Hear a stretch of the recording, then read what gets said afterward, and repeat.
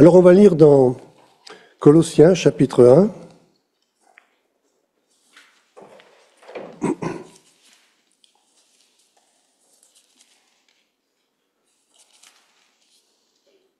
Verset 18.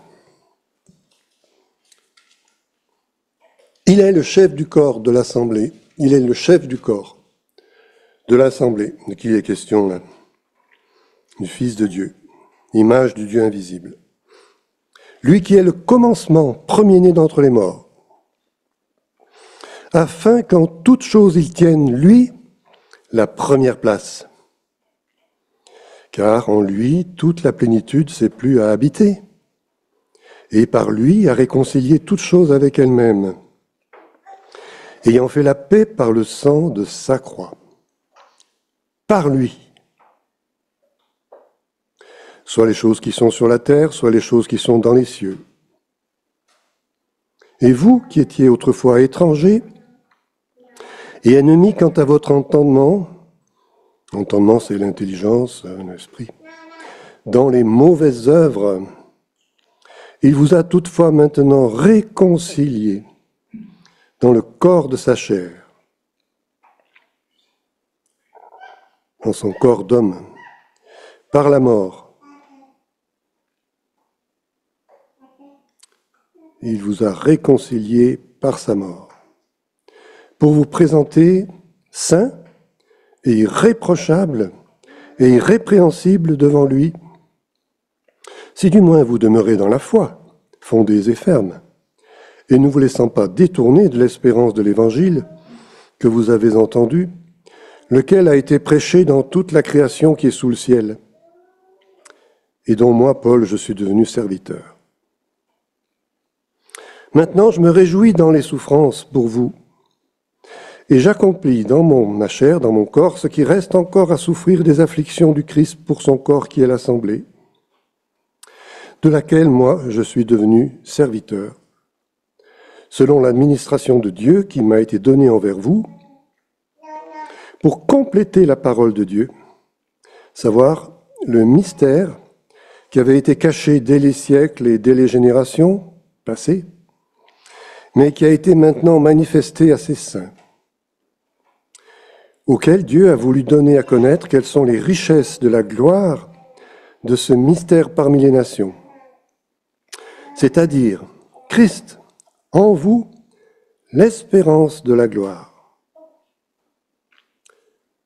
lequel, Christ, nous annonçons, exhortant tout homme et enseignant tout homme en toute sagesse, afin que nous présentions tout homme parfait en Christ, à quoi aussi je travaille, combattant selon son opération qui opère en moi avec puissance. On a deux parties dans ce texte. Une partie qui souligne la prééminence du Seigneur, du Fils de Dieu.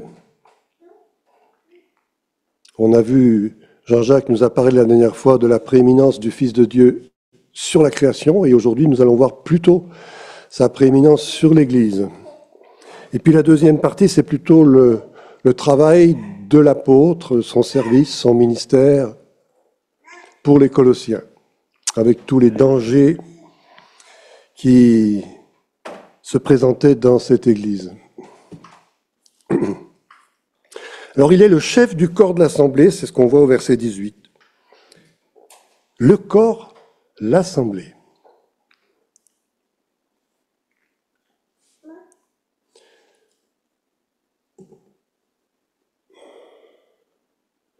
La tête du corps, on ne la voit pas, puisqu'elle est dans le ciel. C'est le chef de l'Assemblée. Il est monté au ciel, c'est l'ascension. On ne voit pas la tête, mais on voit les membres. On voit le corps. C'est nous, c'est vous, c'est chacun de nous. Je suis le pied du Seigneur, ou sa main, ou ses yeux, ou sa bouche. L'Assemblée, c'est le corps de Christ, spirituellement invisible, mais visible dans l'Église, par l'Église. Donc notre responsabilité, c'est de rendre visible le corps de Christ, autrement dit Christ lui-même. Que Dieu nous aide à être à la hauteur de cette mission. Alors lui, la tête. Alors en grec, tête et chef, c'est le même mot. Alors c'est bien pratique. On peut faire des jeux de mots à l'infini. La tête ou le chef. Tête du corps, chef de l'Église. Puisque c'est le chef, il a autorité. Et c'est la seule autorité. Il n'y a pas deux têtes. Alors, faisons bien attention, dans l'Église chrétienne, de ne pas nous substituer au chef. Ne pas imaginer une autre autorité que le Christ. Sinon, ça ira très mal. Et ça s'est déjà passé très mal. Chaque fois que l'homme a voulu prendre une place d'autorité dans l'Église, ça a été le fiasco, le chaos et la dégringolade et un mauvais témoignage. Et des divisions, etc. Et puis aussi, la tête, c'est pas seulement l'autorité, c'est aussi ce qui relie, ce qui dirige, ce qui harmonise, ce qui coordonne tout. Si par exemple, vous faites comme moi, faites ce geste-là. Alors là, il y a la main, gouvernée par les nerfs qui viennent du cerveau et qui passent par l'épaule, après l'avant-bras, non le bras, l'avant-bras, la main, et puis les tout petits nerfs qui sont sur la peau là. Et tout ça, c'est une chaîne. Et puis après, il y a le nez qui dit, tiens, moi aussi j'ai senti quelque chose. Le doigt a senti quelque chose de mou et de chaud, et le nez dit, moi aussi j'ai senti quelque chose de mou. Et qui c'est qui coordonne les deux, qui sont complètement indépendants? C'est la tête. Le chef dans l'Église, il coordonne tout, il dirige tout, il harmonise tout, à condition qu'on lui soit soumis et qu'on lui obéisse.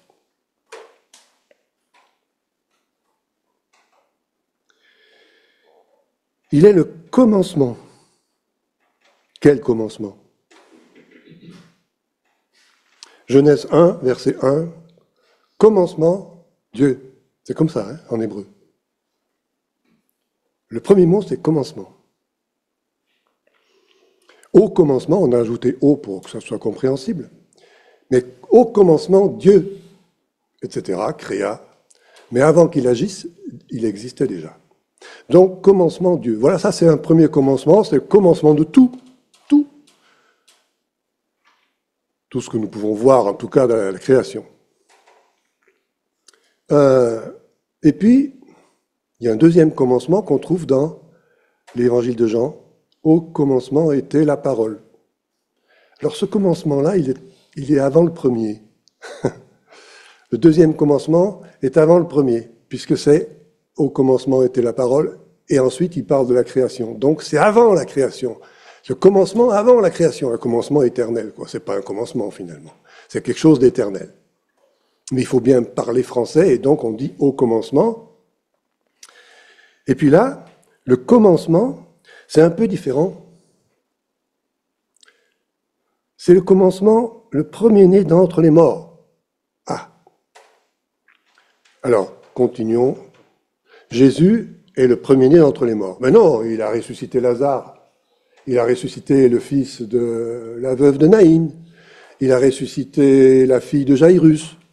3 résurrections. Donc c'est pas le commencement. Il y a eu des résurrections avant. Ah oui, mais c'est pas la même chose.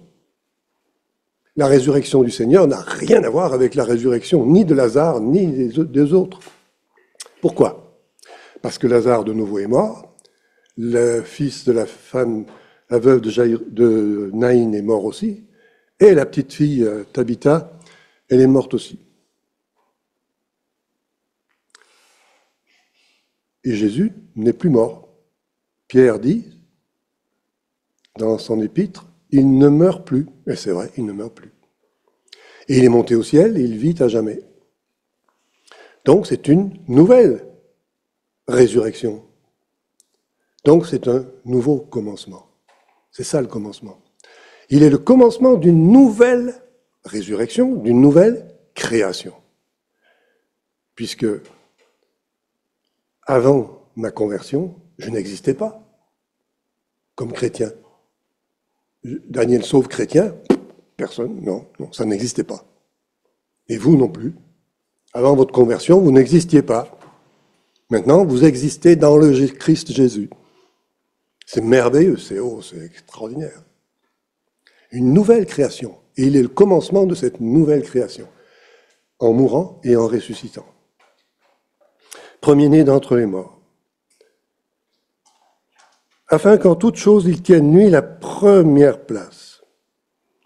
Alors, c'est vrai dans la création matérielle, Jean-Jacques en a parlé la dernière fois, c'est vrai aussi dans le spirituel. Dans l'évangile de Jean, il est dit que il est vivant, il a la vie et il vivifie, il donne la vie. Dans Éphésiens 2, il est dit, nous avons été vivifiés avec le Christ. Donc, il est le premier pour qu'il tienne la première place, la prééminence.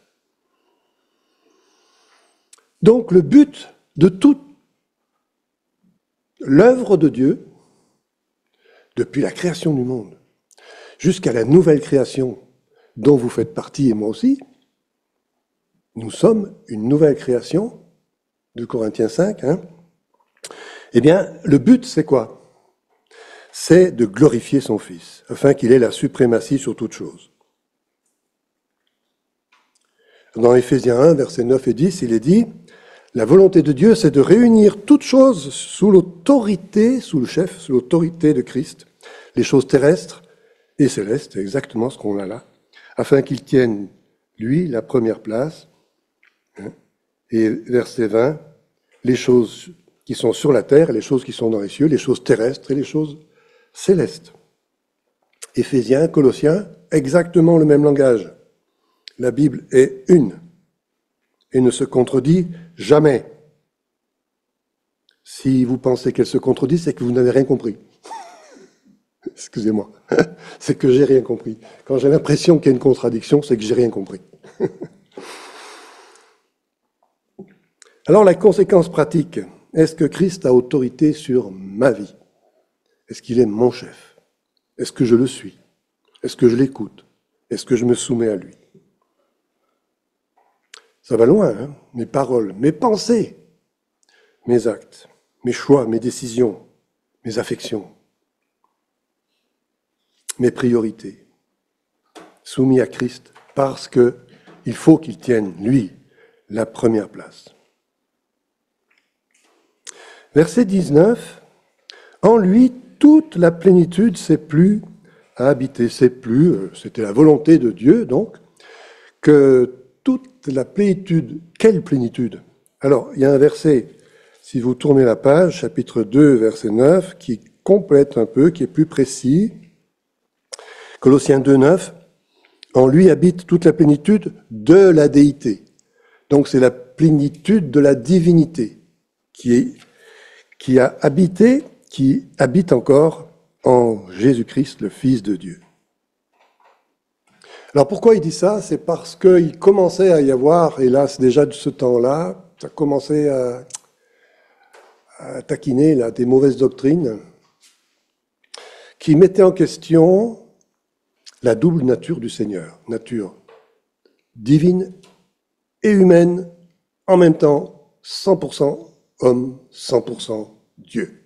Pas 99, pas 98, 100%.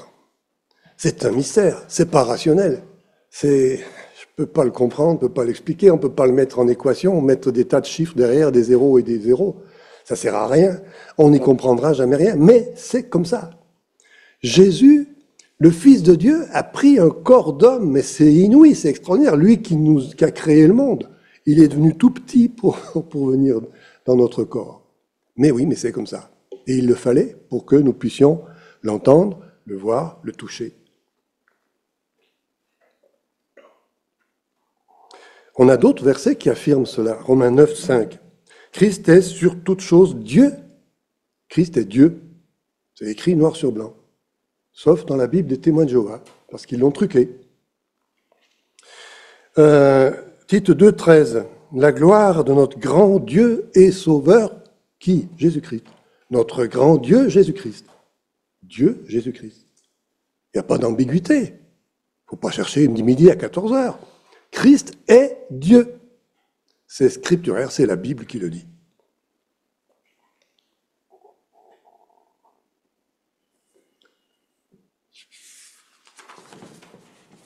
Alors, il y a eu beaucoup d'hérésies.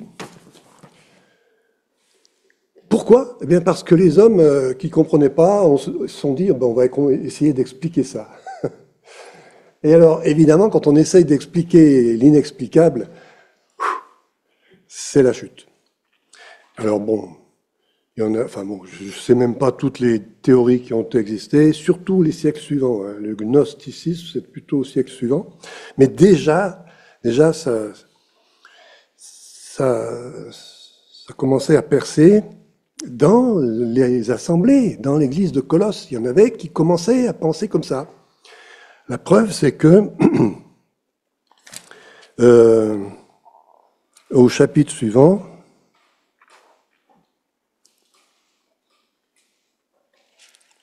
verset 8, « Prenez garde que personne ne fasse de vous sa proie par la philosophie, par de vaines déceptions. » Donc, c'est des fausses doctrines. La philosophie au sens de le raisonnement humain. Alors, les gnostiques prétendaient que Jésus n'était qu'un intermédiaire, qu'un maillon entre Dieu et les hommes. Ni Dieu complètement, ni homme complètement. Alors là, ils ont fait fort. Pour brouiller les pistes, il n'y a pas mieux. Bon, c'était complètement idiot, complètement faux, mais voilà. Quand on essaye de toucher ce mystère, on se brûle. En lui, toute la plénitude s'est plu à habiter. Et par lui, alors pourquoi? À réconcilier toutes choses avec elle-même. La suite, toutes les choses qui sont sur la terre et les choses qui sont dans les cieux. Réconciliation. La réconciliation, ça suppose qu'il y a la guerre. Et ça suppose une guerre, pour qu'il y ait une réconciliation. Si deux voisins se réconcilient, c'est qu'ils sont en train de se bagarrer. Ils ont besoin de se réconcilier. Quelle guerre? La guerre entre les hommes et Dieu. Qui a déclaré la guerre? Ben nous, les hommes. On fait la guerre à Dieu quand? Adam et Ève. Quoi? Dieu a dit? Satan a fait la guerre à Dieu, le premier, et il a entraîné les hommes dans cette guerre.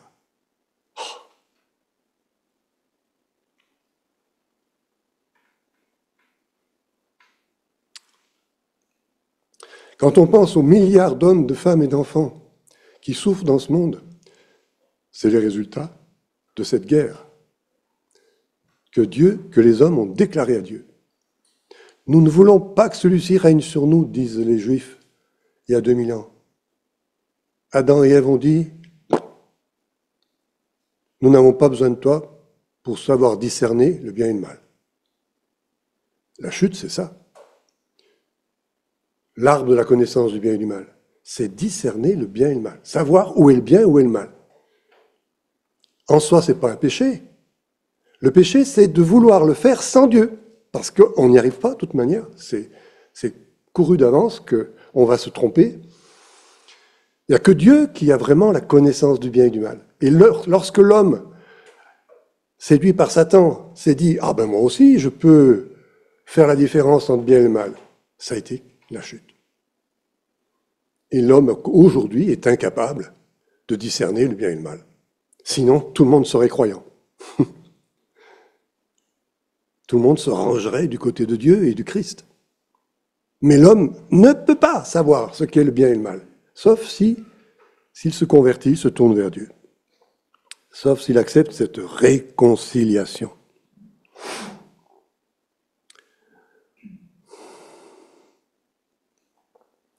Et alors, qui est-ce qui prend l'initiative de la réconciliation? Est-ce que c'est l'homme qui va dire « Ah, mon Dieu, j'ai péché, je me suis trompé » Non. C'est Dieu qui vient. Déjà dans la Genèse, c'est lui qui sacrifie des animaux pour habiller Adam et Ève. Et puis c'est lui qui envoie Jésus pour nous revêtir de la justice de Christ, la justice de Dieu. C'est Dieu qui prend l'initiative. Éphésiens 2, lui a fait la paix. Lui a fait la paix. C'est pas nous qui avons fait la paix, c'est lui qui a fait la paix. Il a l'initiative de la paix. Ésaïe 57. Paix, paix à celui qui est loin et à celui qui est près, dit l'Éternel, et je le guérirai. Mais les méchants sont comme la mer agitée qui ne peut se tenir tranquille et dont les eaux jettent dehors la vase et la boue. Et j'ai oublié la suite. Il n'y a pas de paix, dit mon Dieu, pour les méchants. Il n'y a pas de paix, dit mon Dieu, pour les méchants. La paix ne se trouve pas dans le monde, ni dans l'ONU, ni dans aucune alliance. Poutine, il n'y a pas très longtemps, disait « Ah, c'est vous, les Européens, et c'est l'Ukraine qui est responsable de la guerre. » Chacun accuse l'autre. Et dans ce contexte, on n'arrivera jamais à la paix, c'est évident.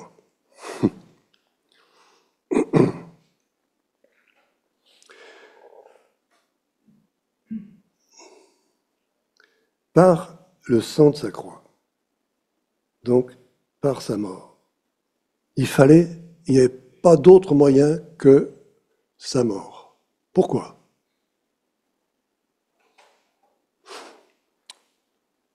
Le futur Benoît XVI, même, je crois qu'il était déjà pape,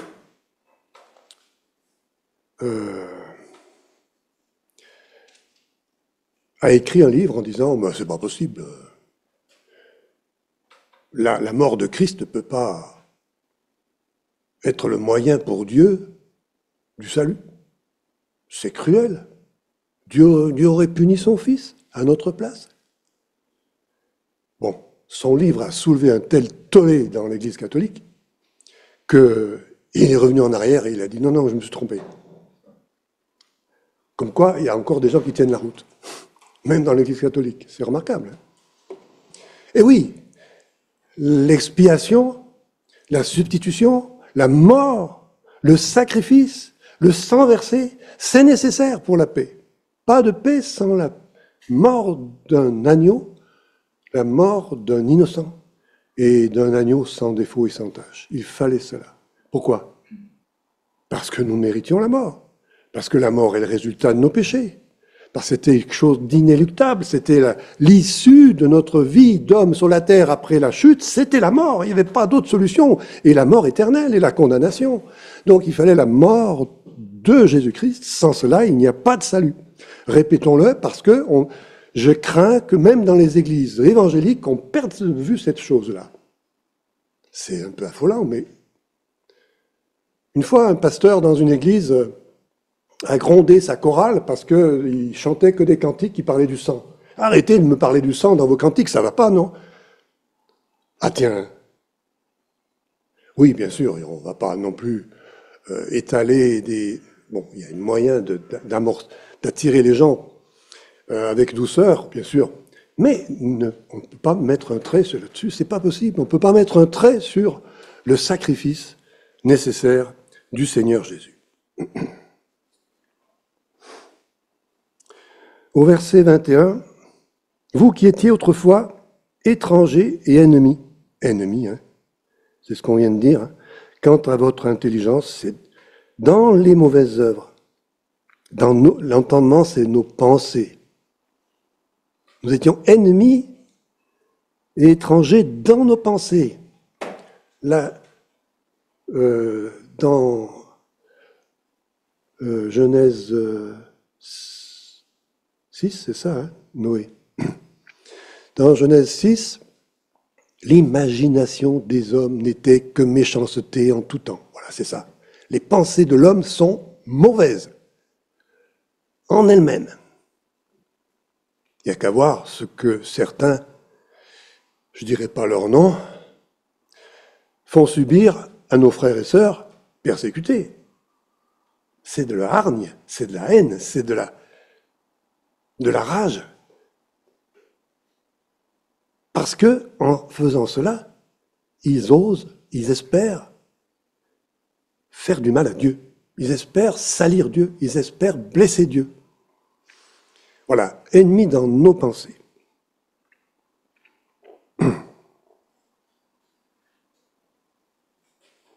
Et la réconciliation s'est passée par la mort. Verset 22, « Il vous a réconcilié dans le corps de sa chair par la mort, Voilà, mais c'est ce qu'on vient de dire. Alors, pour vous présenter, verset 23, 22, oui, pour vous présenter saint et irréprochable et irrépréhensible devant lui. Irréprochable, irrépréhensible, c'est un pléonasme. C'est-à-dire que les deux mots ont le même sens. Mais la Bible, quand elle dit deux mots pour dire la même chose, c'est qu'elle veut, c'est comme si elle mettait souligné, hein, souligné deux fois. Saint, irrépréhensible, irréprochable. Pas besoin d'un purgatoire. Pas besoin de prière pour les morts. C'est trop tard. Mais de toute façon, le chrétien, il est saint, il est irréprochable là-haut dans le ciel. Pour l'instant, nous péchons encore, nous ne pouvons pas dire que nous sommes irrépréhensibles, mais nous le serons là-haut, et il va nous présenter, Jésus va nous présenter à lui-même et à son Père, saint et irréprochable. Le même Benoît XVI, excusez-moi, je lui en veux, a remis à la mode les indulgences en 2000. On croyait que c'était fini, ça, avec Luther. 5 siècles, et ça revient. Les indulgences. Vous savez ce que c'est, les indulgences? C'est, si vous payez bien cher, vous aurez 50 ans de moins au purgatoire. Vous irez plus vite au ciel. En bitcoin? En quelle monnaie? Eh oui, c'est aberrant, quoi. C'est consternant qu'on puisse en arriver là.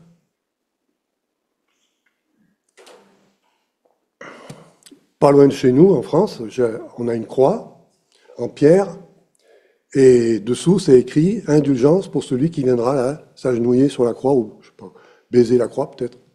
Alors, je ne sais plus combien c'est. 200 ans, je crois. Non, mais attendez. Ça fait rigoler les oiseaux qui viennent se mettre sur la croix, quoi.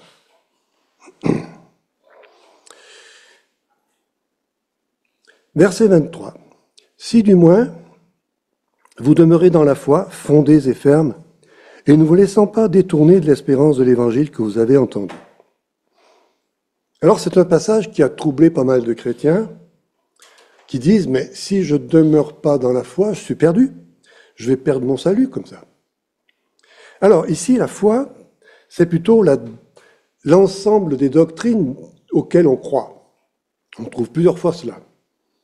Ce qu'on disait dans le livre des Actes, la doctrine des apôtres, c'est ça, c'est la foi, c'est l'ensemble des doctrines du Nouveau Testament auxquelles nous croyons. Alors, il faut être fondé et ferme dans cette doctrine-là. Pourquoi il dit ça? Parce que, justement, il y avait des fausses doctrines, et que c'était grave parce que ça remettait en question la nature même du Seigneur. Donc, évidemment, si quelqu'un se laissait embarquer par une fausse doctrine, il quittait le terrain du christianisme. Parce que croire que Jésus n'est pas Dieu, ce n'est plus être chrétien. Alors, vous allez me dire, oui, mais enfin, si c'est un vrai croyant qui se laisse détourner, ben, je peux vous assurer qu'un vrai croyant ne se laissera jamais détourner comme ça. Celui qui a reçu dans son cœur la révélation que Jésus-Christ est son Sauveur, son Seigneur, le Fils de Dieu, Dieu lui-même, eh bien, il ne se laissera jamais détourner. Tout de suite, il y a l'Esprit Saint qui va lui dire « Stop, tu es en train de flâner et de regarder la vitrine où il y a des choses interdites. Hein. Non, reviens dans le chemin. » L'Esprit Saint est là pour nous garder, nous maintenir dans le chemin. Mais celui qui n'a pas l'Esprit Saint, eh bien, il part, il dérive, et il abandonne la foi. Donc, ce n'est pas le fait qu'on puisse perdre son salut, c'est des gens qui n'ont jamais été sauvés.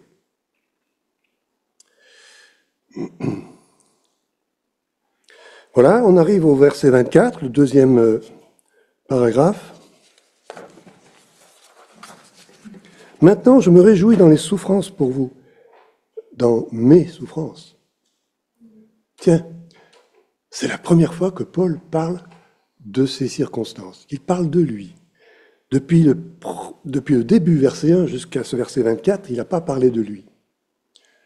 C'est à souligner ça. C'est remarquable.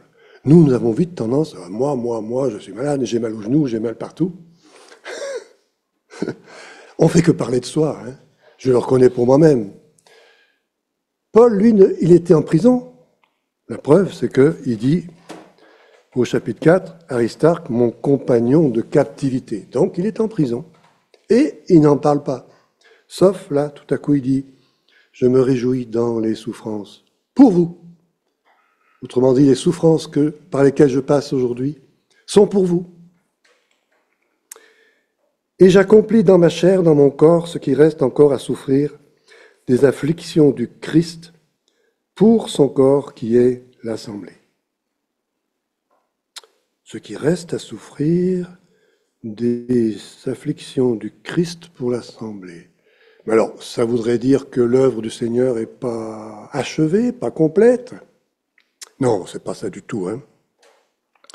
En fait, le reste, le reste, c'est bien dans l'original. C'est un mot qui a une idée de ce qui est en dessous, hein, ce qui vient derrière. Il ne prétend pas dire que ces souffrances égalent les souffrances du Christ. Jamais. Ce qui reste des afflictions du Christ, ça veut dire que, comme le Christ a souffert, son martyr va souffrir. Martyr Paul. Les martyrs souffrent un peu les souffrances du Christ. Paul a été décapité, Pierre a été, suivant la tradition, crucifié, ou pendu au bois, je ne sais plus pas exactement. Et oui. Donc il y a une continuité entre les souffrances du Christ et les souffrances des martyrs. Et Paul en est là, hein. Il est prisonnier. Et voilà ce que ça veut dire, compléter ce qui reste des souffrances du Christ. Il ne prétend pas du tout souffrir les souffrances expiatoires, bien sûr. Seul le Seigneur pouvait souffrir de cette manière. Donc c'est le même combat, c'est le même amour, c'est le même dévouement de Paul et du Seigneur. Par amour pour qui? Pour l'Église, pour l'Assemblée, pour son corps. Verset 25, son corps qui est l'Assemblée dont moi je suis devenu serviteur.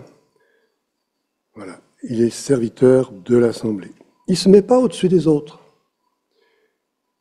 Par la suite, dans l'Église, il y a eu la formation d'un clergé. Quel clergé? Ça a commencé par les surveillants, les anciens, qui a donné épiscopos, qui a donné évêque, et les évêques ont pris une place toujours plus prépondérante dans l'Église. Et hop là, et ils n'étaient plus des serviteurs, ils étaient des chefs. Ils prenaient la place du Seigneur. Paul dit, moi je suis votre serviteur. Alors, faisons comme lui, prenons tous la place de serviteurs des autres, serviteurs de l'Assemblée. Verset 25 toujours, pour compléter la parole de Dieu.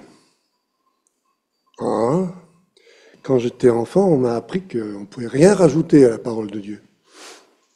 C'est écrit dans Apocalypse, les derniers versets. Hein. Si quelqu'un ajoute à ces paroles, il est perdu. Alors, qu'est-ce qu'il dit Paul là? Pour compléter la parole de Dieu. Eh oui, mais attention, on n'est pas dans l'Apocalypse là. Paul, Pierre, Jean sont des prophètes.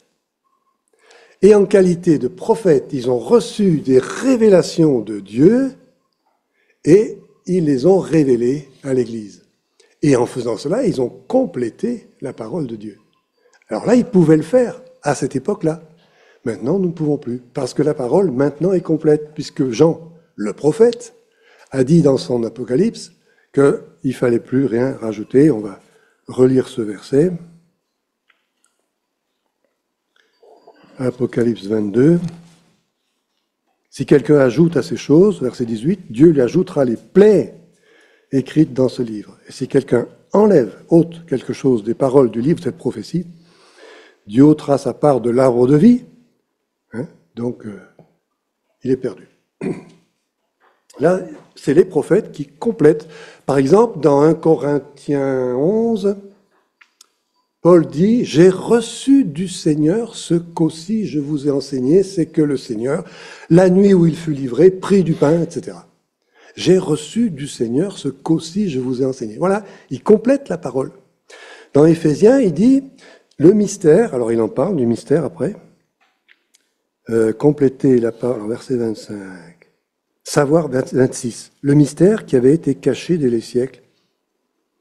Alors ce mystère, c'est très clair dans Éphésiens 3, et puis on va en parler aussi là. Il dit dans Éphésiens 3, le mystère qui était caché avant, verset 4, mystère du Christ. Verset 6, que les nations seraient co-héritières et d'un même corps et coparticipantes de sa promesse dans le Christ Jésus. Ça veut dire que, autrefois, les Juifs et les nations étaient séparés, mais alors séparés comme il faut, hein, avec un grand mur, et Christ met le mur par terre, il démolit le mur de frontière, et pour qu'il y ait un seul corps, une seule Église, Juifs et nations. C'est le mystère. Et là aussi, Paul complète la parole de Dieu en révélant ce mystère.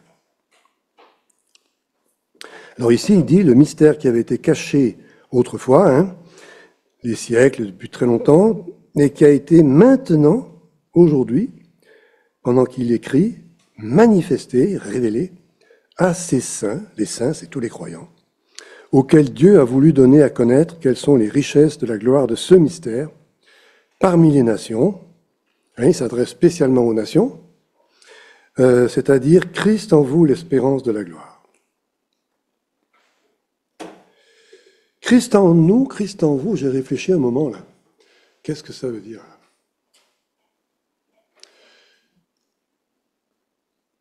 Dans Jean 15, Jésus dit « Si vous demeurez en moi et moi en vous, vous porterez du fruit. » Est-ce que ce serait la même idée? Bref. Puis en réfléchissant bien, je pense qu'il ne faut pas isoler cette expression du contexte. Il faut lire tout l'ensemble. Il faut lire « Christ en vous, l'espérance de la gloire ». Puisque nous avons Christ, puisque nous avons reçu le Seigneur, nous l'avons accueilli en nous par la foi, eh bien, c'est l'espérance de la gloire. Nous avons une espérance sûre parce que nous avons Jésus. En ayant Jésus, nous avons l'espérance. C'est ça, finalement, le sens.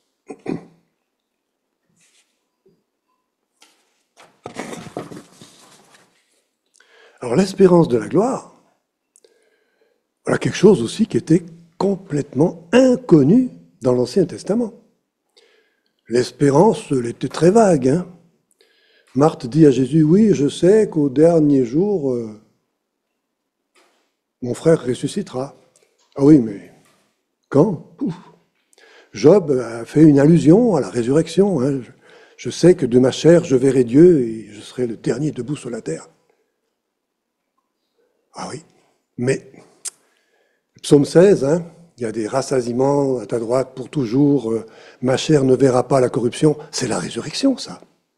Mais de temps en temps, c'est un ou deux versets par-ci par-là, mais ce mystère n'était pas révélé complètement. Hein. Dans Isaïe 53, bien sûr. Isaïe 53, il est dit qu'il est mort et qu'ensuite, Dieu va l'exalter. Donc entre les deux, il y a la résurrection. Donc la résurrection est indiquée comme ça, légèrement dans l'Ancien Testament. Mais maintenant, c'est quelque chose de sûr, de certain. Christ en nous, l'espérance de la gloire. Et puis la gloire dans l'Ancien Testament, c'était caché aussi. Hein. Dieu dit à Moïse qui disait « Fais-moi voir ta gloire ». Qu'est-ce qu'il lui répond? « Personne ne peut voir ma face et vivre ». Alors, tu verras ma gloire par derrière, je vais te mettre dans le rocher, je mettrai ma main pendant que je passerai pour que tu ne vois pas, sinon tu serais brûlé. Je retirerai ma main, tu me verras par derrière. Voilà comment la gloire, à l'époque, était connue par Moïse, c'est pas n'importe qui. Hein. Et puis Élie a été ravi au ciel avec des chars de feu, c'était glorieux. Mais Élie non plus, c'était pas n'importe qui. Donc, quelques prophètes, quelques hommes de Dieu ont eu une idée de la gloire. Dans Exode 24, ou je me trompe, 24, je crois, à un moment donné, Dieu dit à Moïse, monte avec les anciens, les 70 anciens, monte sur Sinaï, où ils sont pas allés bien haut. Hein. Et il est dit qu'ils virent sa gloire, comme un saphir, comme dans l'Apocalypse 4 et comme dans Ézéchiel 1, le saphir qui est l'étendue. Le saphir, c'est une pierre blanche, brillante, transparente. Et cette transparence reflète la gloire de Dieu. Mais Dieu est invisible. Hein. Voilà. Bon, mais ça, c'était éloigné. Mais maintenant, Jésus a dit à son Père, je veux qu'il voie ma gloire que tu m'as donnée. C'est futur. Hein. Ne prétendons pas voir aujourd'hui la gloire du Seigneur, la gloire de Dieu. Ce serait une prétention. Même Paul, qui a été ravi au 3e ciel, il dit « Je ne peux même pas en parler, tellement c'est grand. » Et puis, il avait bien compris qu'il ne fallait pas en parler. Parce que ceux qui l'auraient écouté, je pense, auraient placé Paul trop haut. Vous voyez? Ils en auraient fait, je sais pas, un dieu, quoi. Non, alors soyons bien humbles et patients en attendant la gloire, mais nous connaissons Jésus, le Seigneur de gloire. Voilà, on arrive à la fin. Verset 28, lequel, c'est Christ, que nous annonçons, exhortant tout homme et enseignant tout homme. Alors, enseigner, exhorter, c'est le même mot qu'encourager, en grec aussi, annonçant, exhortant tout homme, enseignant tout homme en toute sagesse. Voilà, c'est le ministère de Paul, complet. Il annonce l'évangile, il encourage et il enseigne. Ministère complet. Afin que nous présentions tout homme parfait en Christ, parfait au sens de mûr, arrivé à l'âge mûr, la maturité spirituelle. Que tous les croyants grandissent dans la foi, que tous les croyants soient affermis dans la foi, que tous les croyants soient des vrais disciples qui servent Dieu et qui le glorifient. C'est ça, parfait. C'était le but de Paul. On voit dans Éphésiens 4, on retrouve cette pensée, 4 versets 13 et 14, jusqu'à ce que nous parvenions tous à l'unité de la foi et de la connaissance du Fils de Dieu, à l'état d'homme fait, c'est-à-dire l'homme adulte, l'homme mûr, hein, à la mesure de la stature de la plénitude de Christ, et puis, il y a l'explication après, afin que nous ne soyons plus de petits-enfants. Donc, il y a bien la différence entre petits-enfants et adultes. Donc, le but de Paul, c'était pas seulement de leur annoncer l'Évangile, mais c'est de les faire grandir dans la foi et dans la connaissance de Dieu et de son Fils, pour qu'ils soient stables, fermes, enracinés dans la vérité.